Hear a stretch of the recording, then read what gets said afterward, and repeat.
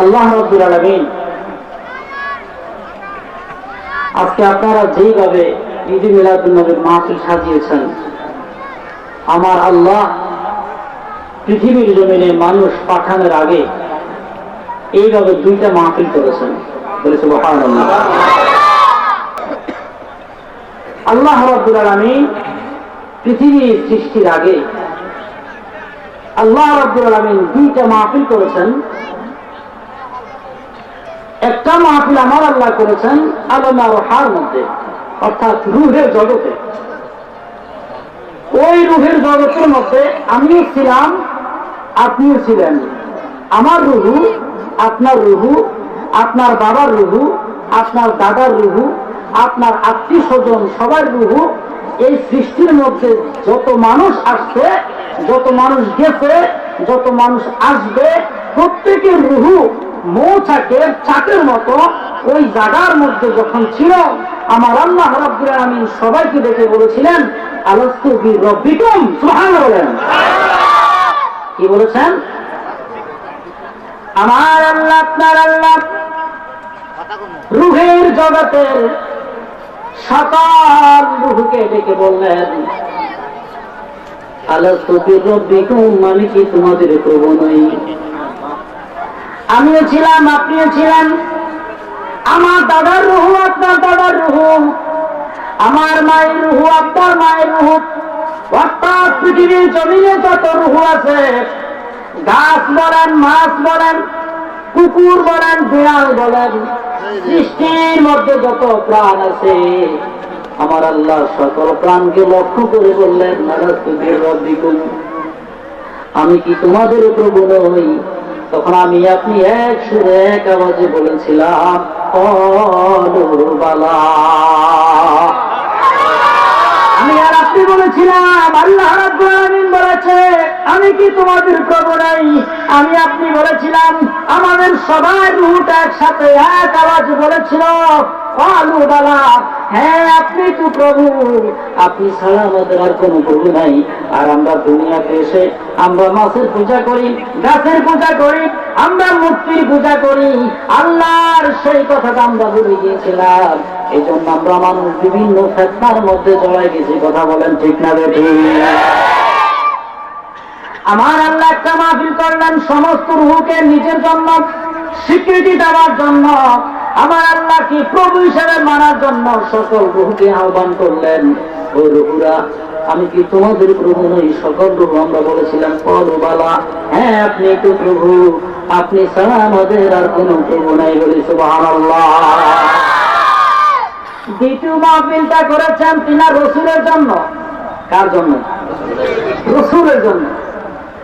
দেখেন, এই মাহফিল শুধু আপনারাই করেন তাই নয়, এই মাহফিল আমার আল্লাহ রাব্বুল আলামিন আজ থেকে 22 লক্ষ বছর আগে আমার আল্লাহ, আপনার আল্লাহ এই এমন একটা মাহফিল করেছিলেন, যেই মাহফিলের মধ্যে আমার আল্লাহ, আপনার আল্লাহ ঘোষণা করেছেন, ওই সকল নবী রূহ, তোমাদেরকে আমি বলি, তোমাদেরকে কিতাব, হিকমত, জ্ঞান আমি দান করব, আর আমার রসুল আসবে, ওই রসুলকে তোমরা সাহায্য করবে। বলি সুবহানাল্লাহ। তখন সকল নবী রূহ বলেছিলেন, সকল নবীরা বলেছিলেন, হ্যাঁ, আপনার নবী যখন পৃথিবীতে আসবে, আপনার নবী আসার আগে যদি আমরা যাই, আমরা ওই নবীর আসার সুসংবাদ দিব, আর ওই নবী আসা অবস্থা যদি পাই, ওই নবীকে আমরা মানব। বলে সুবহানাল্লাহ। বিশ্বাস হয়? বিশ্বাস হয়? আমার আল্লাহ, আপনার আল্লাহ কালামে পাকের মধ্যে ঘোষণা দেয়, খেয়াল থাকবে, আমার আল্লাহ, আপনার আল্লাহ কত সুন্দর ভাবে কোরআন শরীফের মধ্যে বলে দিয়েছেন, ওয়াইযা আখাযাল্লাহু মিসাকান নাবিয়্যিনা লামা আতাইতুকুম মিন কিতাবিন ওয়া হিকমাতিন। সুবহানাল্লাহ। আমার আল্লাহ, আপনার আল্লাহ ঘোষণা দেয় কোরআন শরীফের মধ্যে, আমার আল্লাহ, আপনার আল্লাহ ঘোষণা দেয়, যখন পৃথিবীর জমিনে আমার রাসূল দুনিয়ায় আগমন করবে, আমি তোমাদের সমর্থক হিসাবে একজন রসুলকে পাঠাবো, ওই রসুলকে তোমরা মানলা কিনা? তখন সকল রূহ বলেছিলেন, সকল নবীরা বলেছিলেন, হ্যাঁ, আমরা তাকে মানব, তার সমস্ত কিছু আমরা মেনে নেব। আমার আল্লাহ, আপনার আল্লাহ বলে, তোমরা একে অপরের সাক্ষী থেকে যাও, আমিও তোমাদের সাক্ষী রয়ে গেলাম, বলি সুবহানাল্লাহ। ভাইরা আমার, বন্ধুরা আমার, আমার নবী দুনিয়ার জমিন আগমন করবেন, আমার নবী দুনিয়ার জমিন আসবে, এই কথাটা আমার আল্লাহ রাব্বুল আলামিন আজ থেকে 22 লক্ষ বছর আগে, কয় লক্ষ বছর? আরো জোরে বলেন, কয় লক্ষ? 22 লক্ষ বছর আগে আমার আল্লাহ, আপনার আল্লাহ এমন একটা মিলাদের মাহফিল করেছেন। এবার আপনারা বলুন, মিলাদ মাহফিল আল্লাহ করেছে না শুধু আমরাই করি? আরো জোরে বলেন, কে করেছে? আল্লাহ যদি রাসূলের আগমনটার সমালোচনা, সুসমালোচনা করতে পারে, আমার আল্লাহ রাব্বুল আলামিন যদি রাসূলের আগমনের কথাবার্তা আমার আল্লাহ আর সেই জায়গার মধ্যে আরশ-ই-আজিম বলেন, সিদরাতুল মুনতাহা বলেন, লামকান বলেন, রূহের জগতে বলেন, আলমার হা, যেটাকে আমরা জানি, আলমার হার মধ্যে আমার আল্লাহ যদি করতে পারে, আমরা দুনিয়া করতে পারবো কি পারবো না? আল্লাহ যদি করতে পারে, আমরা কি করতে পারবো না? তাহলে বুঝা গেল ঈদে মিলাদুন নবী পালন করা আল্লাহর সুন্নাত। সুবহানাল্লাহ বলেন। অনেক যদি আল্লাহর সুন্নাত হয় কিভাবে? আল্লাহর তো ফরজ হয়, ঠিক না বেটি? আল্লাহর সুন্নাত হয় কিভাবে? এটা তো ফরজ। আমার আল্লাহ রাব্বুল আলামিন যেটা করতে আদেশ করেছেন সেটা হলো কি? ফরজ। সেটা কি? ফরজ। আর আমার আল্লাহ যেটা করে সেটা যদি আমরা পালন করি সেটা হয় কি? সুন্নাত। যেমন আমার আল্লাহ রাব্বুল আলামিন বলে, ইন্নাল্লাহা ওয়া মালাইকাতাহু ইউসাল্লুনা আলান নবী ইয়া আইয়ুহাল্লাযীনা আমানু সাল্লু আলাইহি ওয়া সাল্লিমু তাসলিমা। আল্লাহুম্মা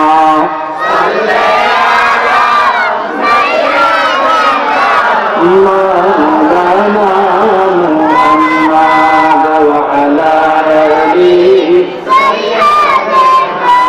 مولانا محمد।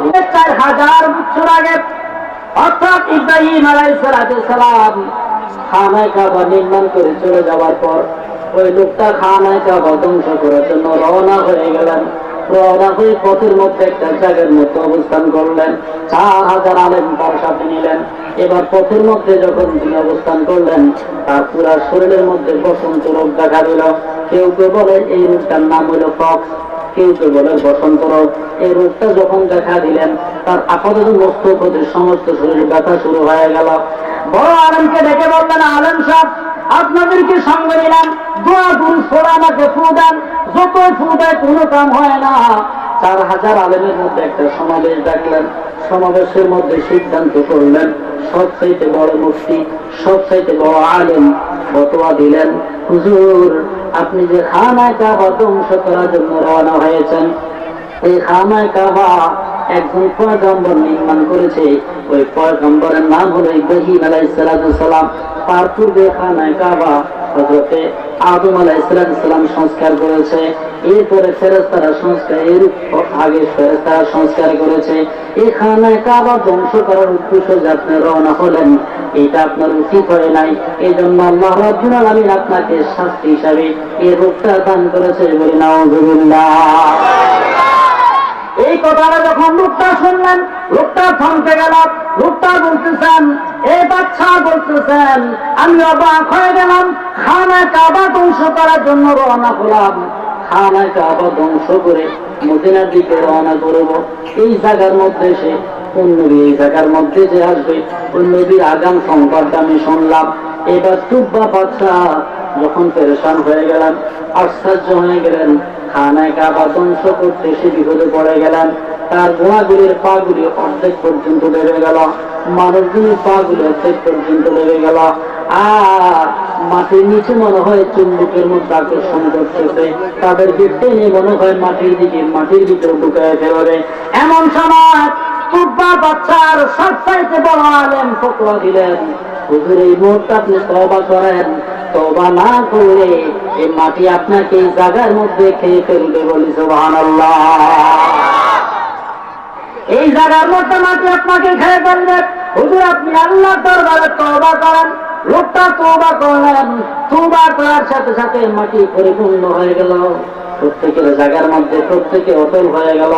কেউ ডাবা থেকে উঠে গেলেন, কেউ মাটির মধ্যে বসে গেলেন, কেউ গোড়ার উপরে উঠে গেলেন, কেউ গোড়াকে টেনে টেনে মাটি থেকে পড়লেন।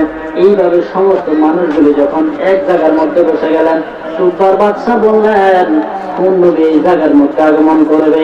আমি ওই নদীর বাড়ি পর্যন্ত যাব। আর সুপার বাদশাহ এই 4000 আর্মির খানা কাবার মধ্যে চলে আসলেন। খানা কাবার চতুর্পাশে তিনি ঘুরে ঘুরে তাওয়াফ করলেন। তাওয়াফ করে তিনি চলে গেলেন কোথায়? মদিনা মুনাওয়ারা। যেই জায়গার মধ্যে আমার রাসূল আগমন করবে, যেই জায়গার মধ্যে আমার রাসূল মক্কা থেকে হিজরত করে মদিনায় আসবে, ওই জায়গার মধ্যে তিনি 1 বছর পর্যন্ত অপেক্ষা করলেন। আমার নবী আসার কোনো খবর নাই। ধরে বলেন সুবহানাল্লাহ। আমার নবী আসার কোনো খবর নাই। আমার নবী আসার 4000 বছর আগে কয় হাজার? আরো যেরকম কয় হাজার? 4000 বছর আগে সুপার বাদশাহ কি করলেন? মক্কা থেকে মদিনায় এসে কি জানতে পারলেন? আর মক্কাবাসী কাফেরগণের জ্বালা যন্ত্রণা আমার নবী সহ্য করতে না পেরে মক্কায় মদিনায় হিজরত করবে। এই হিজরতের জায়গার মধ্যে তিনি 1 বছর অবস্থান করলেন। 1 বছর অবস্থান করেন ওই জায়গার মধ্যে নবী আসার কোনো নামগন্ধ পান নাই। তিনি কি করলেন? ওই জায়গার মধ্যে 4000 ঘর নির্মাণ করলেন। কয় হাজার? 4000 ঘর নির্মাণ করলেন। 4000 ঘর নির্মাণ করে এক একটা ঘর এক একটা আলেমকে দান করলেন। এই আলেম তোমাদেরকে আমি রেখে গেলাম, তোমরা এই জায়গার মধ্যে থাকবা। যে ব্যক্তি ওই হায়াতের মধ্যে থাকবা, আমি একটা চিঠি লিখে দিয়ে গেলাম। এই চিঠিটা ওই নবীর হাতের মধ্যে তোমরা দিয়ে বলি সুবহানাল্লাহ। আমার নবী আসার 1000 বছর আগে, একটু গভীর মনোযোগ, 1000 4000 বছর আগে কুফার বাদশাহ তিনি চিঠি লিখে একজন ব্যক্তির কাছে দিয়ে গেলেন, যিনি ছিলেন প্রধান ওলামা। 4000 ওলামার মধ্যে আলেমের মধ্যে যিনি সবচেয়ে শ্রেষ্ঠ। তিনার হাতের মধ্যে দিয়ে বললেন, হুজুর আমি তো চলে যাচ্ছি, আমার মনে হয় হায়াত আমার শেষ, আমার জিন্দেগি মনে হয় শেষ, আমি বাড়ি যাওয়া পর্যন্ত মনে হয় হায়াত পাবো না। আপনার কাছে আমি চিঠি দিয়ে গেলাম। ওই নবী মুহাম্মদ, তার আসমানি নাম হলো আহমদ, জমিনি নাম হলো মুহাম্মদ, যেই নবীর উসিলায় আমার রূপ মুক্ত হয়েছে, যেই নবীর উসিলায় খানায়ে কাবা এত সুন্দর হয়েছে, যেই নবীর উসিলায় আল্লাহ রাব্বুল আলামিন আরশ, কুরসি, লৌহ কলম সমস্ত কিছু সৃষ্টি করেছেন, যেই নবীর উসিলায় মানুষ সৃষ্টি হলো, যেই নবীর উসিলায় আসমান সৃষ্টি হলো, যেই নবীর উসিলায় জমিন সৃষ্টি হলো, ওই নবী আসলে ওই নবীর হাতের মধ্যে চিঠিটা দিবেন আর আমার সালামটা পৌঁছাই দিবেন। সুবহানাল্লাহ। নারে তাকবীর, রিসালাত, গাউসিয়া, হাফেজ মাওলানা শামসুল আলম আখতারী সাহেব। বলতেছিলাম ওই তুব্বার বাচ্চা চিঠিটা যখন দিয়ে গেলেন, চিঠিটার মধ্যে লেখা ছিল, হুজুর আপনার কাছে আমি অগ্রিম ঈমান আনলাম, আপনি যে কালিমা শিক্ষা দিবেন মানুষকে, লা ইলাহা ইল্লাল্লাহু মুহাম্মাদুর রাসূলুল্লাহ,